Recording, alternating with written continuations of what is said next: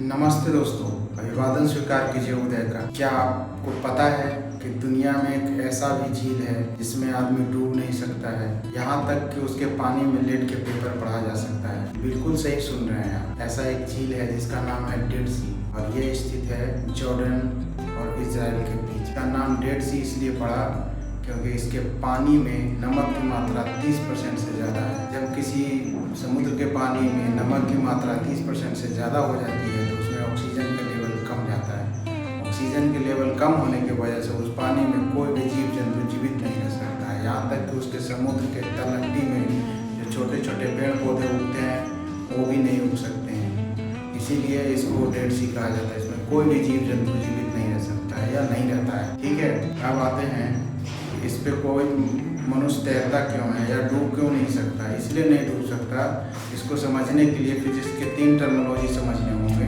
पहला है डेंसिटी, दूसरा है उत्प्लावक बल और तीसरा है आर्किमिडीज का सिद्धांत। यही 3 कारण हैं, टर्मिनोलॉजी हैं, जिसको अगर आप समझ गए तो आप बहुत आसानी से समझ सकते हैं कि कोई वस्तु पानी पे क्यों तैरता है। पहला है डेंसिटी। डेंसिटी का मतलब होता है एक निश्चित आयतन में किसी द्रव के द्रव्यमान को डेंसिटी कहा जाता है। सिंपल भाषा में समझ लो कि किसी गिलास में जो पानी है उसके भार को डेंसिटी कहा जाता है।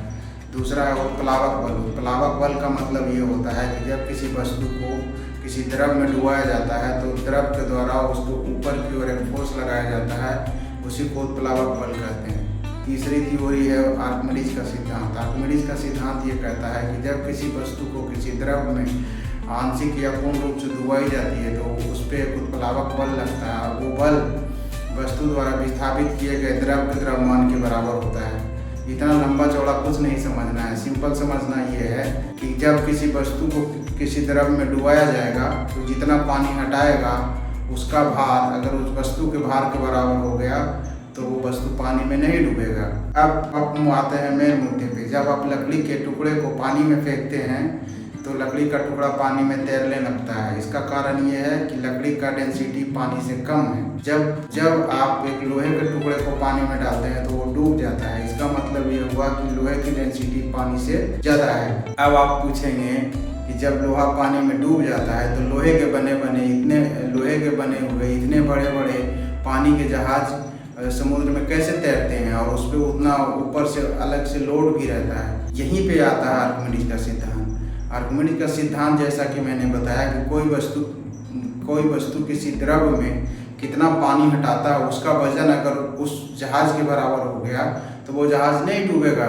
ऐसे ही जहाज को इस तरह से डिजाइन किया जाता है कि वो इतना पानी विस्थापित कर लेता है कि जितना जहाज का वजन होता है उतना वजन का वो पानी डिस्प्लेस कर लेता है या उससे ज़्यादा कर लेता है। अगर उससे ज़्यादा कर लेता है तो उतना वजन और हम जहाज पे लाद सकते हैं। वीडियो को आसान भाषा में अगर समझ गए हो तो लाइक कीजिए, शेयर कीजिए, सब्सक्राइब कीजिए। Thank you. इसी तरह की वीडियो आपके लिए हम लेते आएंगे। धन्यवाद।